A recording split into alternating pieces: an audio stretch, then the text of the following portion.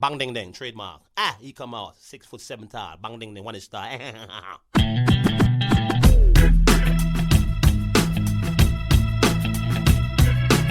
dong ding dong ding dong ding dong ding dong ding dong ding. It is a perfect day. Woke up to the sound of the garbage truck again. Upstairs neighbor's toilet's leaking on my head. And cars broke down, I missed the bus, there runs a 10. I had a feeling this was a day to stay in bed. I finally left my pad right under Jumbo's cloud roof. A police officer pulled out his gun and said, I said, sir, you got the wrong guy. I guess it's just the perfect day. It's just the perfect day. Na, na, na, na,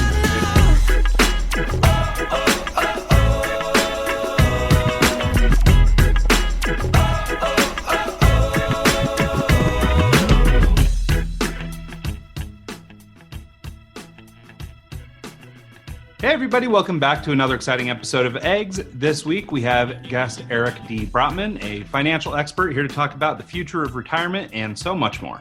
Hey Eric, welcome to the show. Thanks, Ryan. Glad to be here. Absolutely. Thrilled to have you here too. This topic in particular, just financial literacy, retirement, all these things, these are topics that I think a lot of people leave off the table until, end of career, end of life, just to find out that it was too late. And then I think, because it's like money and life and death. And like, these are the things that people don't like to talk about, right? So I think it's really important to sort of bring that to the forefront and make this a topic that, doesn't have to be so scary. Well, or at least not so taboo. I mean, we grow up in households. I don't know about you guys, but we grow up in households where a lot of times money is not discussed. Yeah, we never brought it up in our family at all. I didn't know anything about, how much the car payment was or the rent or any of that until I got out on my own and had to figure it out the hard way. Well, and even if you have some inside knowledge, you still have to learn the behaviors. Yeah. Because the thing that's more powerful here is the psychology, not the numbers. The numbers just math. You can figure out the math, but making decisions, particularly when it's emotional, or when it's under duress, or when there's a sense of urgency, the pendulum swings back and forth between greed and fear. And, in the late 90s, there was all that talk about your neighbors are getting rich. Why aren't you? And, fast forward to 2008 and it's, we're never going to get through this. We're never going to survive this recession. Yeah. And, so I think it's that pendulum and it's psychology. So Eric, I think it makes a lot of sense. Well, and like Mike was saying, I grew up in a family where money wasn't something we talked about a lot. It was just me and my mother. She was a single mom, a teacher. So not like, the highly paid, any of that kind of stuff. And so money didn't come up a lot. We didn't talk about that kind of thing. And, it's for me now, I feel like it's kind of repeating the cycle, right? Because I didn't get a lot of that. Now my kids aren't getting it either. And so that was actually one of the things I thought about, when I'd heard that you were coming on the show was, try and, improve my own literacy a little bit so I can maybe better serve those younger than me in the house. It makes sense. And, the pendulum swings at a certain age. We wind up having to worry about our parents financially too, partly because we never talked about it all along. And I don't know that many folks who are in their 70s, 80s, and so forth, who don't have some baggage around money. Either they're embarrassed because they feel like they should be worth more and they didn't save well, or they're embarrassed because they're worth a lot of money and don't feel worthy of that, or like, there's so much that everyone's dealing with, and there's really no way to bring that up without having almost like a Venn diagram of psychoses between everybody in the conversation. That's definitely a hard conversation to have with your parents, like figuring out their retirement, making sure they're okay, making sure that you're going to be okay. And, all the I's are dotted and T's are crossed for everyone involved. Before we kind of we just got really deep, really quick. Can we kind of get like a background on you, where you came from, what your history is and how you got in the financial world? Absolutely. I like to joke that I came into the financial world in the traditional way, which was as an English major. So, I was a liberal arts guy. I studied English and psychology and went to work out of college at a brokerage firm in the legal department because, like all English majors, I was either going to teach or go to law school. And so I spent some time at a brokerage firm and fell in love with the financial business. And that's now 26, 27 years ago. And I got to the point where I wanted to start making a difference early on, because my initial role in the legal department there was helping people under duress. When somebody died, what do we need to do? And it was very operational, right? It was administrative. It was, here's the box to check. It was too late to help anybody make good decisions. So in other words, it was having conversations with widows saying, I'm sorry, ma'am, but you're not the beneficiary of your husband's retirement plan. Or I know you have 3 children, but only 2 of them were named. I guess you forgot to do it when you had your 3rd baby. And there was nothing I could do to help them. I could just say, this is the deal. And so I started with getting some insurance licensing and a background in estate planning, and then did all the investment licensing and so forth. And over the last 25 plus years, I've gone from someone who wanted to try and start a practice to somebody now who's running a pretty good sized company. I mean, we've got 21 people, 8 financial advisors, clients in over 30 states in the U.S., and a real presence. And I've used my English major because I've written 3 books. So I get to do that, and they're on finance. So I get to sort of have it all tied together a little bit. Nice. Yeah, that's not bad. Your latest book is Don't Retire, Graduate. Don't Retire, Graduate. I will make a shameless plug because why not? Don't Retire, Graduate is this idea that retirement's bad for you. Okay. And that doesn't mean financial independence is bad for you. Anyone who says that is foolish. You, of course, want to reach financial independence. But retirement in its traditional sense is about retreating. It's disappearing. In fact, in the UK, the word retire means to go to bed, to go to sleep. What are you going to do? I've had a very good career and now I'm going to go to sleep. Like, that doesn't make sense. We have all of this experience and wisdom and talent. And in so many cultures, we honor our elders, right? The elders of the tribe or of the group or of they're the most revered. And here they're sort of put out to pasture because they're no longer considered useful. Why? Why not? It's so true. Yeah. Why not figure out a way to advance? Yeah, it's funny because, like, I mean, maybe I'm just old enough, because I had grandparents that were like World War II vets, and the type of retirement they went through was exactly that, right? It was sort of a retreat. They worked their butt off for 45 years, 50 years, whatever, and then they decided to retire and they were done. Get to watch and call it good. And I see that even to some degree with like my own parents, for example, right? My mom is in her late 50s, early 60s, excuse me, and she's doing great and just retired. And, it's a little bit different for her. She's doing a little bit of running around and things like that. But as it pertains to work, still kind of just stepping out of the spotlight. Right. Mm-hmm. And so, but it seems like with, just sort of the transition in society and all these things, like, I mean, we're all living longer and life is of good quality later and, things like that. So it makes sense that the standard, whatever we want to call it, the traditional version of retirement has got to evolve. Retirement was created in its current sense in the 1800s.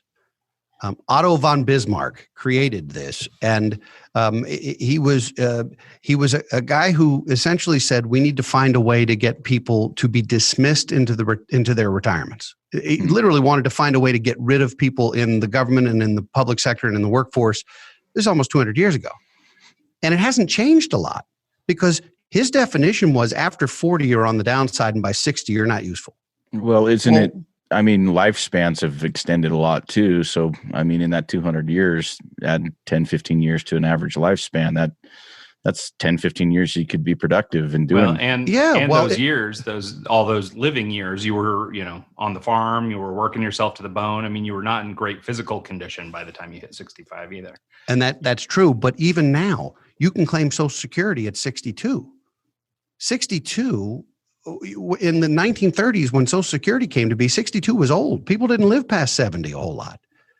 So you would work, and you hit the workforce at 18. People weren't going to college. They were getting jobs out of high school.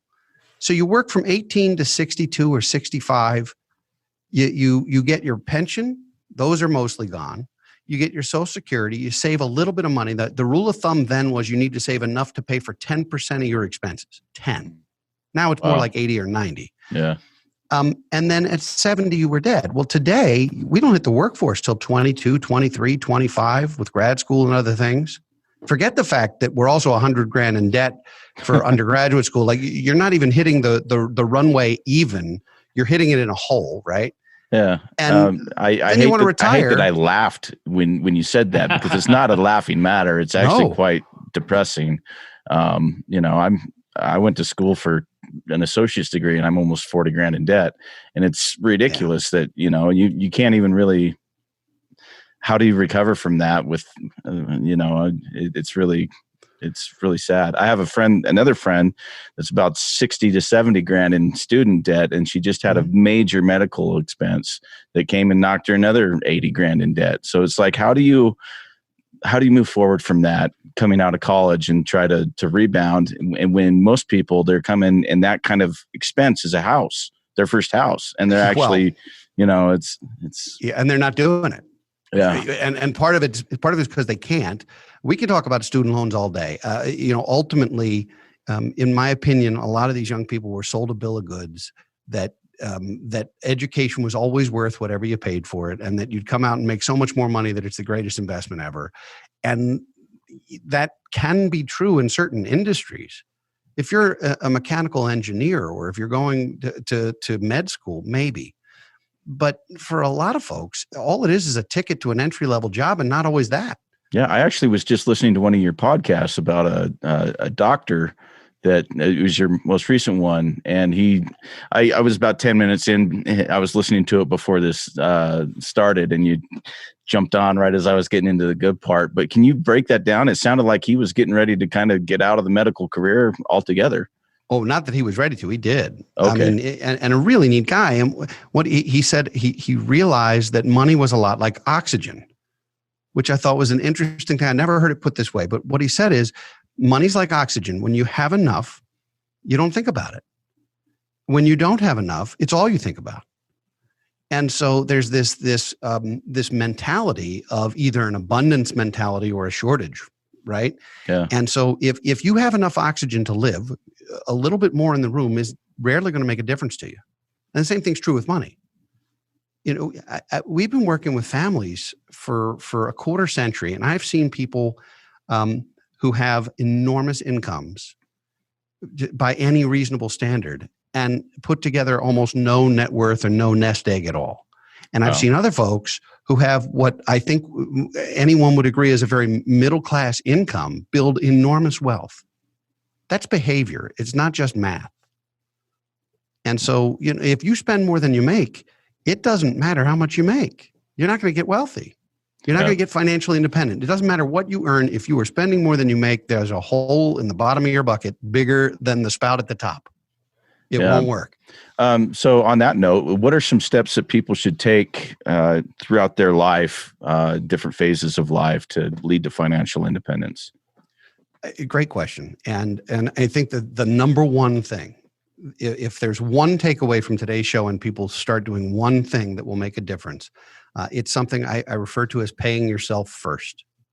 Okay. And what that means is that no matter how much you earn, figure out a percentage of that income and put it away for your own benefit, long-term and so forth, before you spend anything, before you budget anything.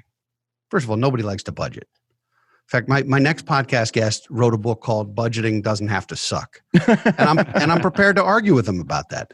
But at the end of the day, there's no matter what you earn, if you can live on 85% or 80% or 92%, whatever it is, of what you make, you will start building wealth. But what people do is they spend all the money that comes in, and then they hope to have some left over at the end of the month. And some months they do, and some months they don't. And that means savings is accidental because they're used to living on 100% and hoping something's left. If you live on 85% and every time you get a raise, you continue to live on 85%, you'll still improve your standard of living, but you'll also be in a habit that builds real significant sustainable wealth. So paying yourself first before you pay a car payment, a mortgage payment, anything, before you take on any debt or any obligation, assume that you're earning less than 100% of what you're actually earning, gross. Yeah, no, I think that's smart. And I've heard similar ideas before. Now, I guess my question would be then a sort of, maybe logical next step is, okay, now I've got this coffee can full of cash that I've been sitting on for a little while. Mm-hmm. Now, I've got 10 grand shelled away and, that's great. That's more savings than I've ever had in my life. But now what do I do with it? I mean, I'm sure that, having the cash is better than having no money whatsoever. But I mean, there's got to be ways to grow that money too. Absolutely. And some of them aren't necessarily the first things that come to mind. I mean, I tell people when you build your financial castle, you have to dig a moat around it first. You've got to have a risk management plan. Some of that is an emergency fund. Have that 10 grand sitting aside in case you suddenly need 4 tires or a washer and dryer or a medical expense. Have that so that you're not one surprise away from tapping Visa, right? But beyond that, then you get into some of the different types of vehicles that are out there. And a lot of times that starts with a retirement plan. Well, if you work for a company that has a 401k and they're making matching contributions or some kind of employer contributions on the 401k, let's say that your employer says, if you put away up to 6% of what you earn, we'll match 50 cents on the dollar for you. So you put 6% in and they match 3%. That's an immediate return on your investment. No matter what you own, no matter what funds you hold, you're immediately getting what is a tax-deferred raise from your employer. Take the money. Same thing's true with health savings accounts. There are ways where sometimes employers make matching contributions or make employer contributions. Take them, build them. Some of the strategies that are important are the ones not only to figure out how to grow wealth, but then how to keep it. Because taxes are a very significant player in this conversation. And it's a hot potato, both politically and legislatively, but also socially. There's tax decisions that need to be made. For example, if you're a 30-year-old professional and your company's got this 401k and you have the ability to participate in it, a lot of times you get to choose between the traditional 401k and the Roth 401k.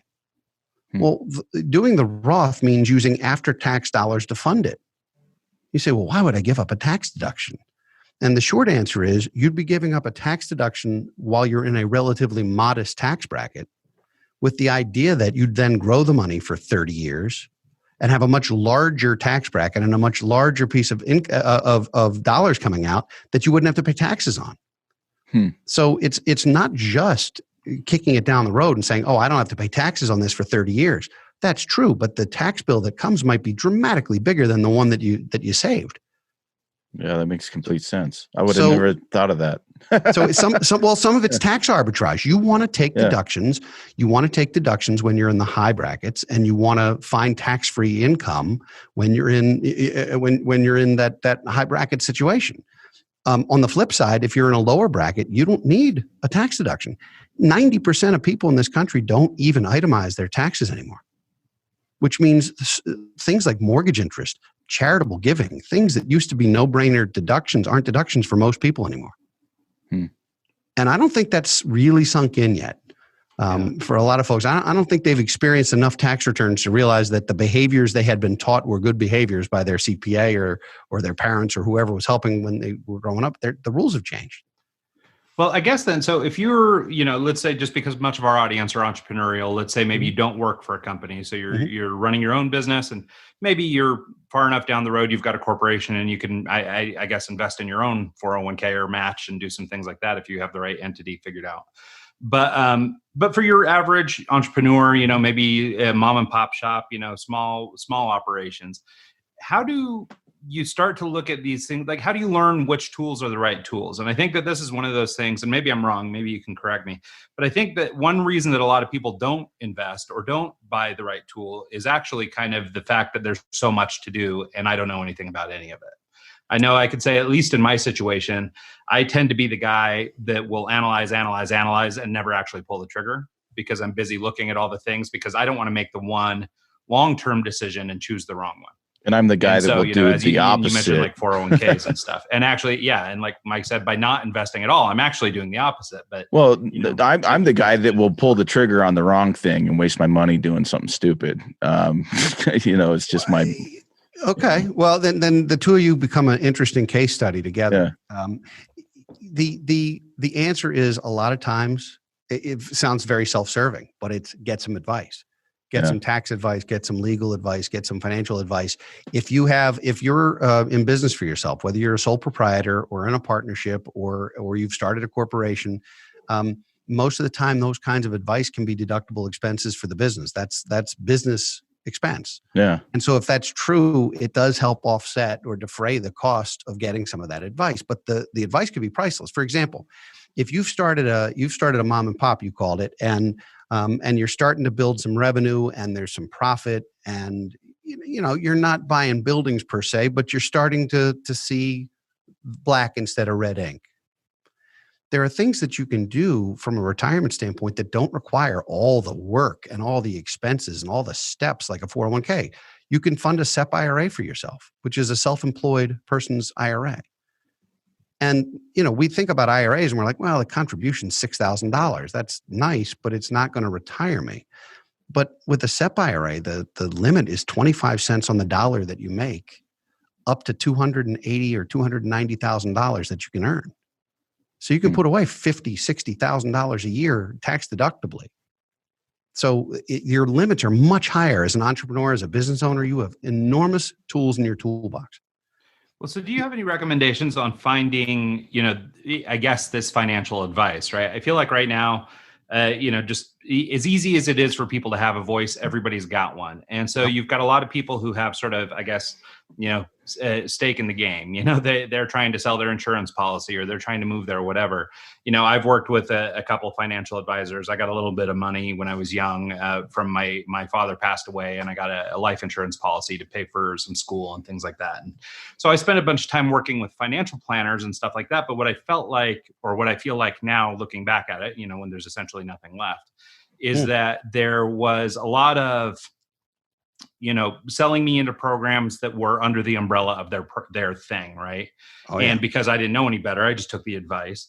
And now I feel like I still, having even worked one-on-one with some financial planners, don't really know anything about finance. Now I'm in a spot where I'm 40. I've got a couple kids. I've got to start shelling some dough away. And, and I don't even know where to begin. And my gut would be go to a financial planner. But my experience with the financial planners are going to move me into some program that, may or may not be right. Maybe it's good. Maybe they're ethical. Maybe it's totally, okay. But I just won't know. Right. And so how would one, do you think, maybe kind of start this journey? Let's say, and I imagine, I don't know everybody, but I know a lot of people my age that are sort of in that same boat. They didn't do a lot of saving early on, outside of the few that have gone and worked for a corporation somewhere who may have a 401k or something. People that are sort of my ilk and of my age don't tend to have a lot of savings and don't have a lot of, plans for the future. Mm-hmm. But I think we're all hitting this point where it's like, okay, now we've got kids. Now we're thinking legacy. And and I've never had so much thought about legacy than in the last couple of years. And so, so this is a real hot topic for me. But again, like I say, I've been trying to set aside some cash. So I've got some buckets of cash sitting around. But what do I do with that cash?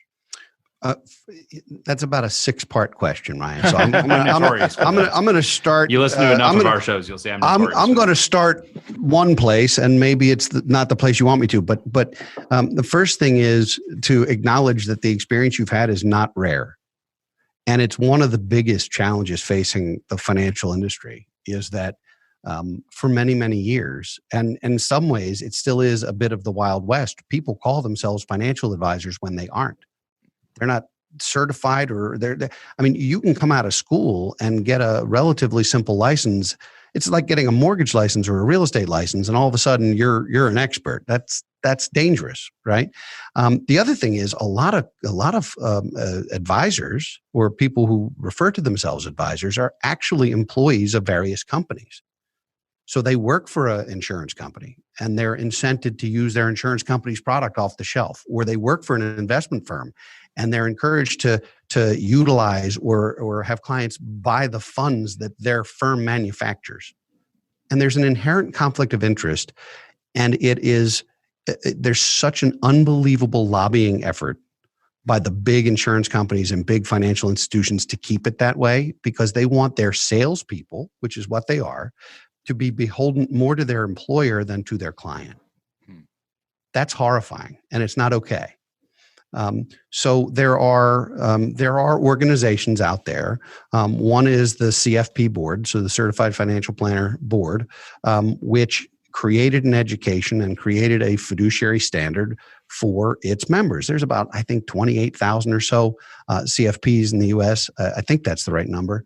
But nonetheless, there are folks who have a different level of education, a different level of experience. They don't only know insurance or a retirement plan or banking, for example, and they don't work for an employer. They only represent their clients.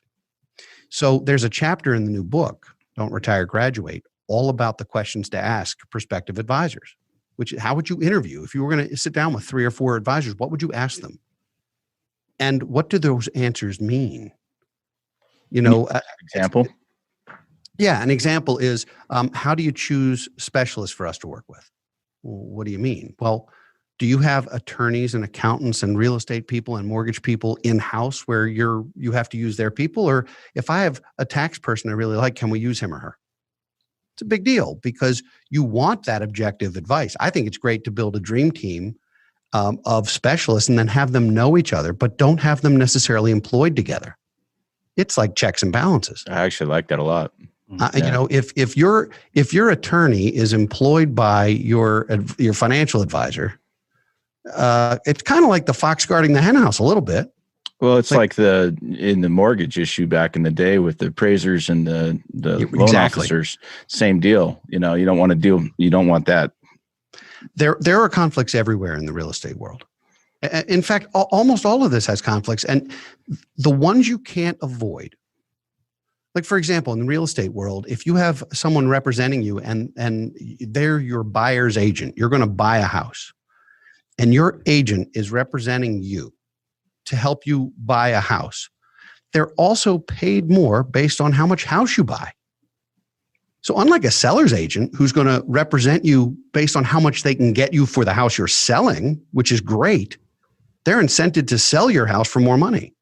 The buyer's agents are incented to coax you into bigger homes and maybe not even to negotiate for the best possible deal because they want to get it done. That's a conflict. It's a clear conflict. That doesn't mean that they're bad people, but you have to be aware of it going in. You have to understand that relationship, and you have to be real clear with anyone you hire that this is what I'm doing and I'm not doing more than that. Same thing with mortgage brokers. Well, yeah.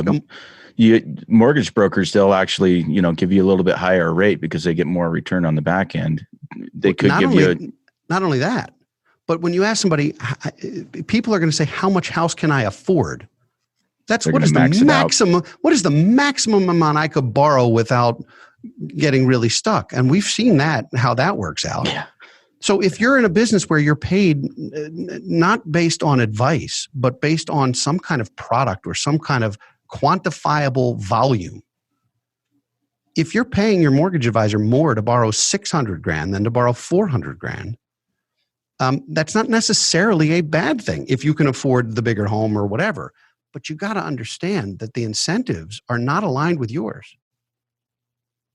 Yeah, no, I think that's really smart. And so I think that's great. And we'll have to check out your book and get that list of questions, because I think that is one of those things. And I think you're right. There probably exist conflicts everywhere, right? I mean, it's just life. People work with who they know and refer their friends and refer, that kind of stuff. Like I have a bookkeeper and a CPA, and we're in the process of divorcing from our CPA after a couple of years of rough performance. And we're moving to a new firm. But the person I asked was my bookkeeper. Mm-hmm. Now they're not employed together. They're totally independent. But, she says, hey, this is a CPA I know and trust or whatever. And so, but she does a good job with my books. So I'm taking her at face value. Once I have an opportunity to meet him, we'll see how it all goes. But in my case, like I run a creative company, we spend a lot of time doing marketing and advertising, design, that kind of stuff. So we're in a creative business, and my background is in the creative world. And so I don't think of myself as being particularly financially savvy. And I am a little bit at the whim of these people, right? I mean, now I can create my way out of anything, but I can't, I couldn't finance my way out of anything. And so I'm a little bit at the behest or the beholden to these people to make me good recommendations. So I think having a list of questions like what you've described would be great. Well, it's not much different than something like medicine. I mean, unless you're a doctor, you're going to go to a physician you believe has a good reputation, or maybe you've asked other people, hey, who do you use for dermatology? You're going to go see somebody, or you ask your one doctor who's a specialist I can see for a podiatry appointment. They're going to suggest somebody who may or may not be part of the same network. Those folks are then going to give you an analysis, right? A diagnosis, which you're not really in a position to argue with. You can get a second opinion, but you're not going to read the x-ray differently than the doctor necessarily and say, doc, you missed this metatarsal. Yeah. That's not, that doesn't happen. Right. And then they're going to give you medical advice. And sometimes it's, you need to have a surgical procedure. Well, that surgical procedure might make money for that physician's or that practice, or they're going to provide you with a prescription for a drug. And it happens to be the drug rep who showed up with deli sandwiches last week. Yeah. And I'm not saying people are inherently bad. I don't believe that. I actually believe people inherently, given the choice, will do the right thing most of the time. Yeah. Well, and I think that's a good distinction to make, because I'm with you. Like, I don't think people are operating out of malice necessarily. I think, we may be either totally into it or maybe just sort of subliminally, that's the guy we know and trust because we've developed this relationship with that person. But I don't think they're generally trying to steer you down the wrong path. No, I'm sure you could probably find a bad case for every good case, but I think generally speaking, we're, not assuming people are trying to besmirch us, but it does make sense to be aware of the conflicts. Well, and asking the right questions. There's such a thing as a lie by omission. Yeah. And a lie by omission is just something someone failed to mention. Oh, by the way. Yeah. If you're buying a car and, they go through all the specs and all the stuff with the car and they fail to tell you, by the way, this car has a terrible track record. The airbags don't fire. Yeah. You didn't ask, hey, do the airbags fire in 1 second or two, or what? You didn't ask. Right. So they didn't tell you. Well, yeah. I think a lot of it comes down to having the desire to actually educate yourself.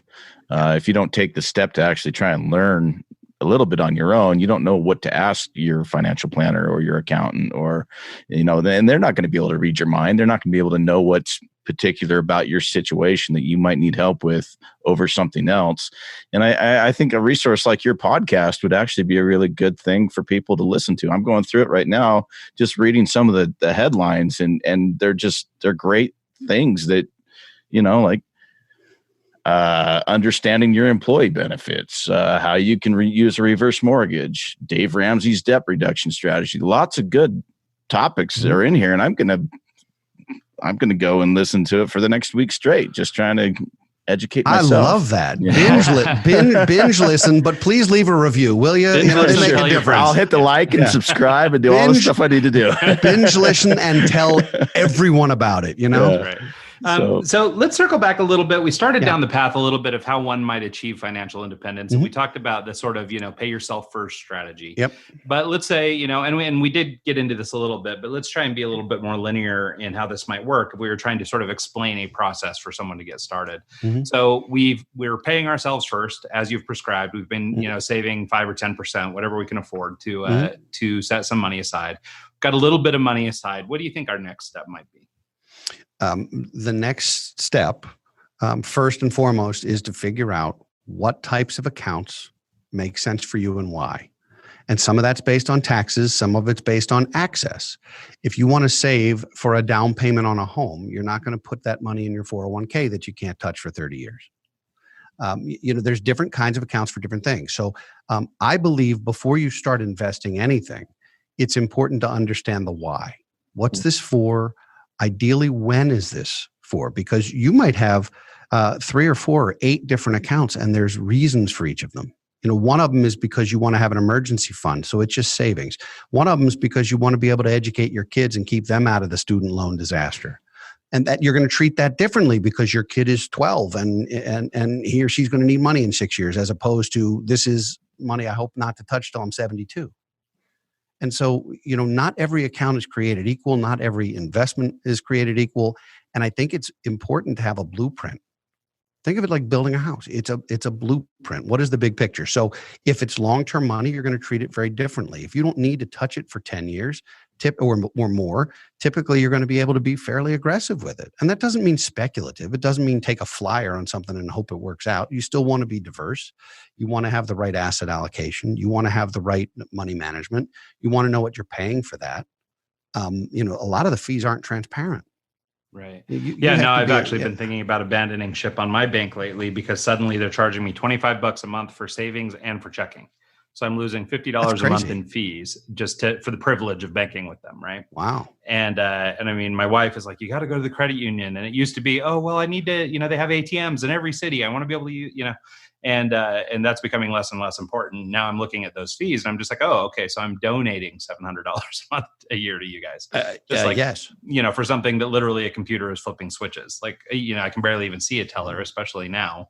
And, so what is it exactly they're doing outside of just holding my money?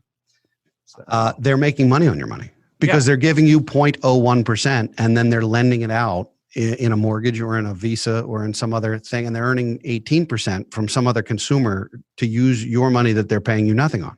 That's why they have fountains in their lobby. Well, somebody's got to pay for that. What would you suggest as a banking solution? I mean, would you credit unions? Where would you put? I your like money? credit unions. I like credit unions. I'm a member of a credit union and use them for some of the mortgage financing as well as some of the savings. I also have a traditional bank, partly because the business relationship we needed that. But when you're in business banking, if you can combine the business banking relationship with the personal one, you will typically get a better deal. Because as a consumer, you're not attractive to banks unless you're putting big deposits on file. And as soon as you show up with a check with a comma in it, they're going to say, oh, do you want to meet with our advisor who can put you in a fancy this, that, or the other? I think it's okay to diversify a little bit between your institutions. You don't need 7 banks, though. I mean, unless you have so much money that you need the FDIC insurance. Right. You're not going to need that. Have one primary bank relationship, maybe a credit union. In terms of the investment spots, I think it's good to have everything housed and aggregated in one place. That doesn't necessarily mean it's all managed by one fund company or one brokerage firm but it means you have visibility to all your information. So whether you use mint.com or Quicken, or you use some other online source, or whether you maintain it yourself, knowing where everything is makes a difference, because otherwise you're looking at all these things in a vacuum. And I think that's what one of the biggest mistakes, and again, one of the questions and one of the things that we walk through in the book is how you build that team of people and how they work together. It's real important for your advisors to know what one another are doing. And it's simple examples. Ryan, you talked about your CPA relationship. Well, if you've got an investment relationship and a tax relationship and the two of them aren't working together at all, then the planning your CPA wanted you to do might be totally different than the outcome you get on capital gains or taxable income from your investment advisor. They're in conflict when they could be working together. Isn't that part of the reason you're firing your current relationship? Is they put you in a bind? Largely it was, as I started to say, me not being the most assertive business guy of all time. I need a CPA that'll kind of have my back a little bit and make some suggestions. And hey, I see you going off the rails here. Would you mind, what if we did this? Or, I just need somebody that's actually invested in what I'm doing. And I had a great guy like that when I lived in Idaho, in a different state. But when we moved to Utah, we found a CPA that was licensed here in Utah, and and it just hadn't gone as well. Most of the time, you don't need a CPA in your home state. You do want to have an estate attorney in your own state because the bar exam doesn't transfer. But in a lot of cases, financial advisors and CPAs can work anywhere. It's not a state licensed thing. The legal is.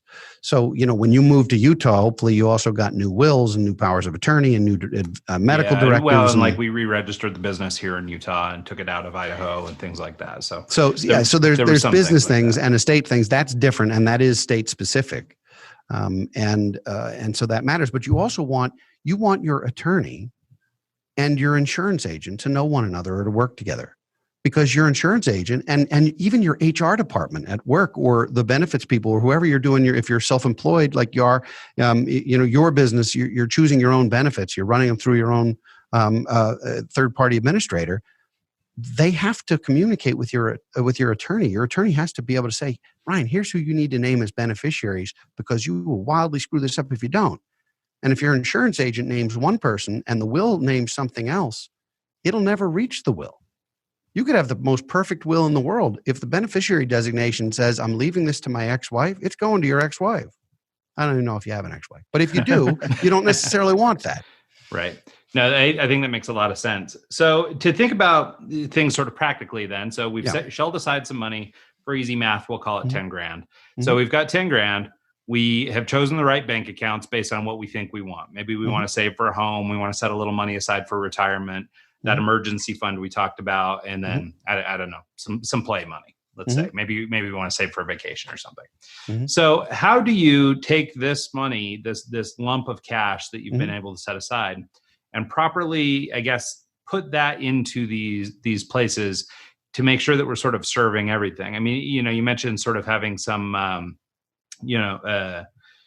different types of things that we're doing, so that maybe one is I don't know, and this will be me speaking as a novice, but something going into like an aggressive kind of, maybe we've got some stocks and bonds type money, and maybe we've got some IRA money, and then maybe we've got some, I mean, like how would we actually take that lump of cash and get it put it to work today? Is it better to put it all on black and go spin it? Or is it better is there something else we should do? Absolutely not, because you have less than a 50-50 shot. And if you play long enough, you must lose. That's why casinos have fountains in their lobbies, just like the banks do. So the short answer is, when you're just beginning, there are tools and resources that are elegant and easy. They aren't always inexpensive, but they're elegant and easy to help people start. Things like target retirement funds. A fund that says my target retirement is 2055. I'm going to be in the 2055 fund, and it will begin more aggressively as I'm younger, and as I get older, it'll adjust automatically for me. It's a great way to start. I think that's so much better than trying to pick individual stocks or to pick an individual anything. Start with a fund or a series of funds that are built for people your age and your situation, and they exist, and there's timers on them. I mean, if you say, I'm going to use this money in 2055, every investment firm you can name has a target 2055 fund. And they're all a little different, but when you're first getting started, those nuances aren't going to matter a lot. If you have a ton of money, you better look at at it very, very differently. But when you're first getting started, the more important thing is the behavior. It's the habit. It's the adding $50 a month to it is more important than what it's in. Okay. And do you think, is it better than to, let's say, take that whole wad of 10 grand and throw it at a fund like this to get started? Or is it better to sort of differentiate that a little bit? Maybe 5 grand goes into retirement, but like, how do we prioritize, I guess, what's important, right? I mean, speaking of, a non-traditional version of retirement, I've always had this attitude. My father passed away very young. And so I've always had this attitude that, the death's around the corner. Like, I'm just not going to make it to 65. Now, that may be true. Hopefully I'm not thinking that much as often anymore, much more aspirational for higher hopes. But nonetheless, if putting it off till 65 feels like you're not living life, while you're younger, or maybe you do want to be able to buy a home, or you want to be able to do some of these things and use that as your retirement. Maybe, is there other ways of investing that, I guess, make fiscal sense that aren't just sort of being reckless with money? Well, there's lots of different ways to answer that question too. The recklessness of an investment really has nothing to do with the type of account it's in necessarily. It has to do with how aggressive or how speculative or how volatile is what you're buying.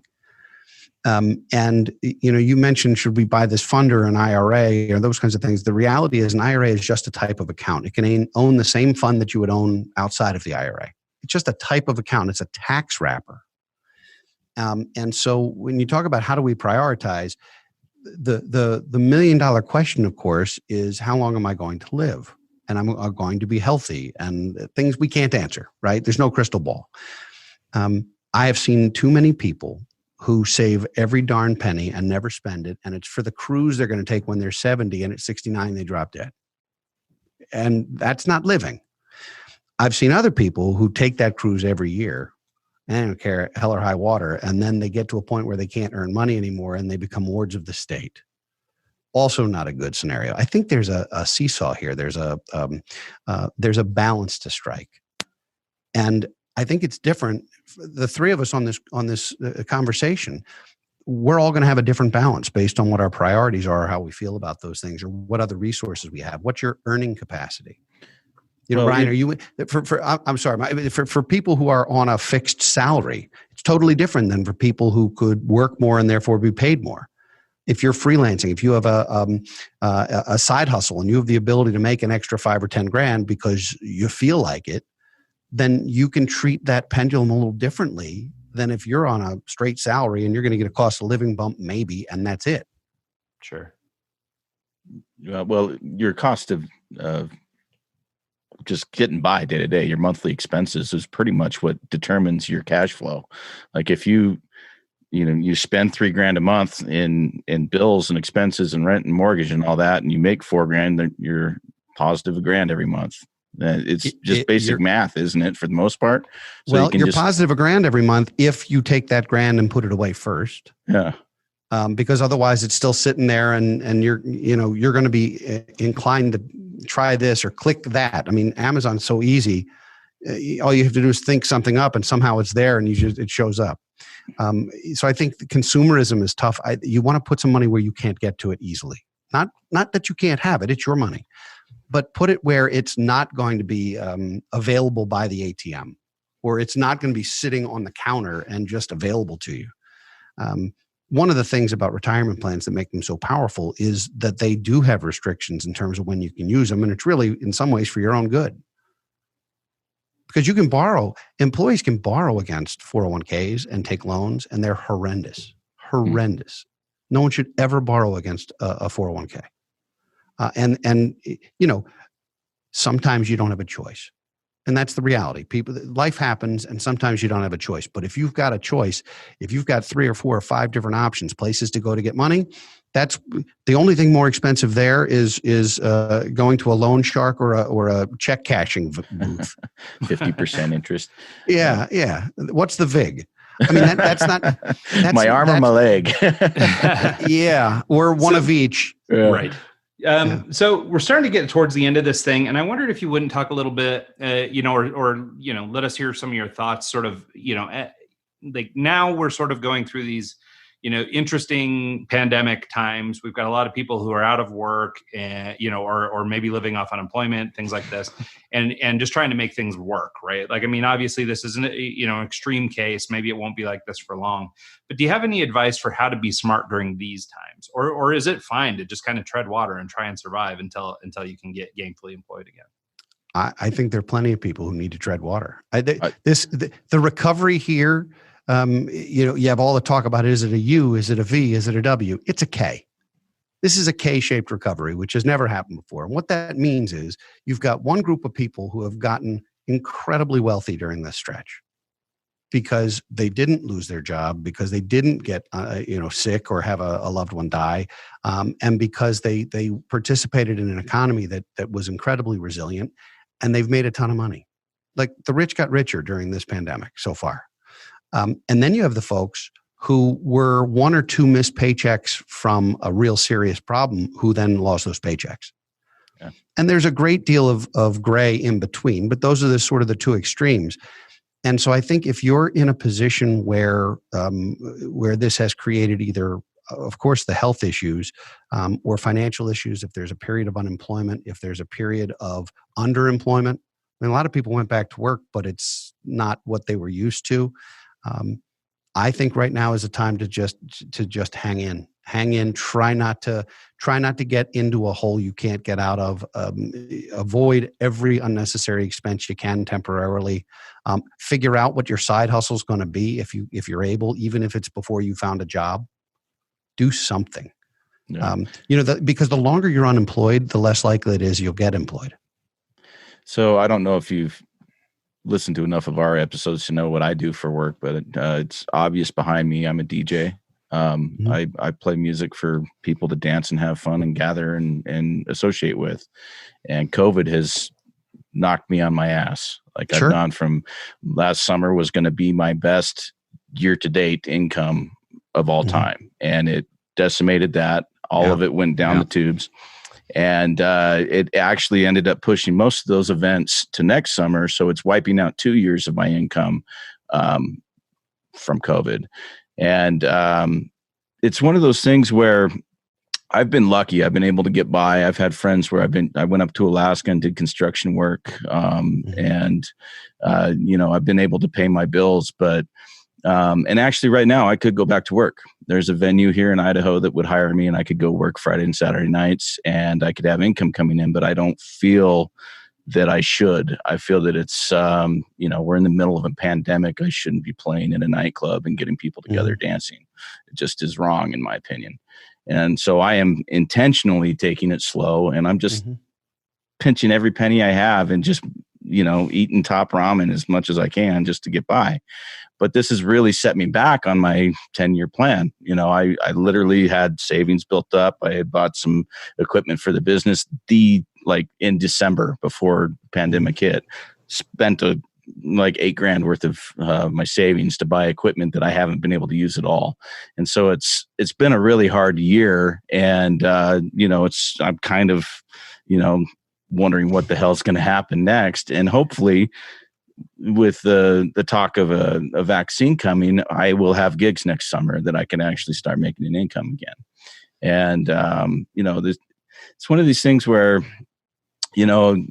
something like this that makes you realize how fragile your life is and your job. And, it's like, I could be framing houses next month again. It's like one of those things that is just crazy. And financial freedom is kind of like it's a pipe dream at this point right now. And it sucks to be at the age I am right now, thinking I'm going to have to go and sell all my gear for pennies on the dollar just to get by. But it is what it is. And, I've been looking for truck driving jobs just so that I can go and have some stable income so I can start saving to buy a house. It's like, right.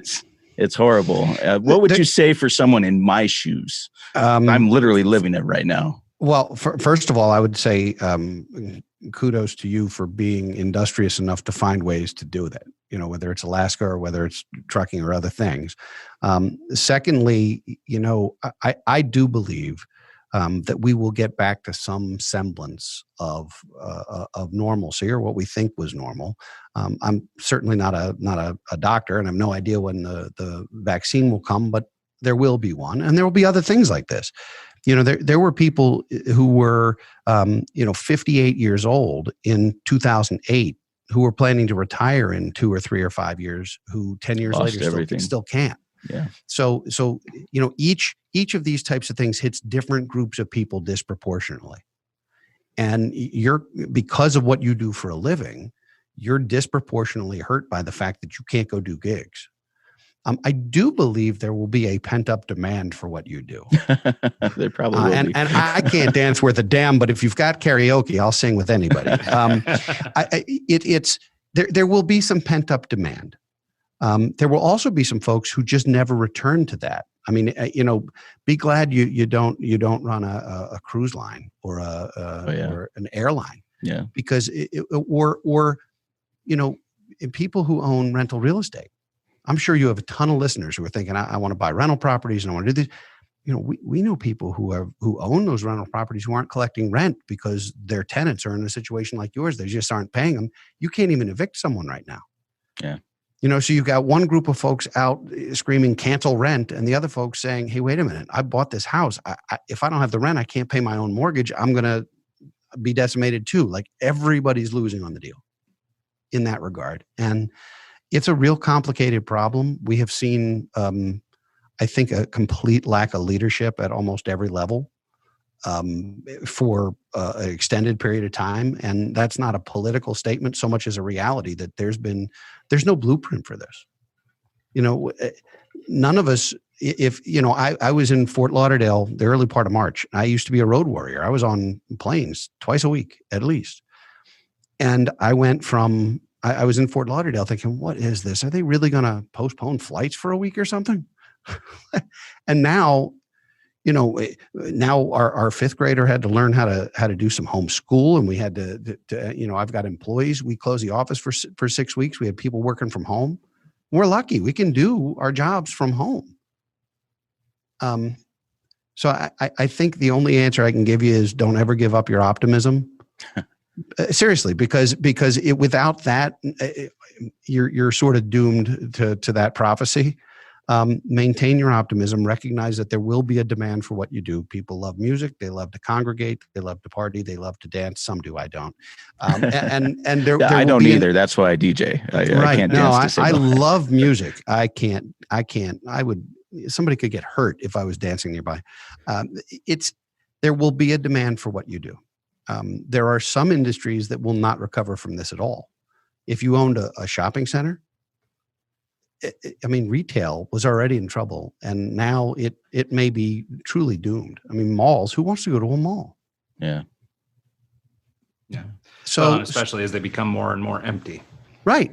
And that's the other thing. What's happening to populations? There's population shift. The big cities are not as attractive a place to live as some people believed they were a year ago. Mm-hmm. You don't want to be in a 48-story high-rise necessarily apartment right now trying to deal with the elevators when everybody's stuck home. Yeah. Right. Well, and you look at places like Los Angeles and New York specifically. The exodus of people leaving, and maybe it was kind of long overdue, for tax reasons or just, sheer numbers of people reasons. But yeah, you're seeing like a wild exodus. We live out here in the West, and I'm in Utah and Mike's in Idaho. And it's a steady barrage of Californians moving out this way. Well, and that's going to affect a lot of things. It affects transportation. It affects the entire population has to be ready to handle it, whether it's dining, whether it's roadways, whether it's infrastructure, sewer. If there's going to be a building boom, you're going to feel some of that. And it also shifts the voting blocks too. It shifts populations in really interesting ways. When all of a sudden there's an exodus from California to Arizona, it changes Arizona. Yeah. Right. Yeah. And you saw that in Texas looking much more blue this year than maybe ever. Yeah. And, a lot of Californians heading to Texas and then voting as Californians do. And some of that, let's circle back. We talked about tax arbitrage. We talked about when you do the Roth versus the traditional. You want the deduction in the high when it's expensive, but you want to have income come when it's not expensive. People are doing that in high tax states. They're working in an area that has high incomes, and they're making tax deductible contributions to things. And then they're moving to states with no income tax and taking money out and not paying taxes on it. They're double dipping.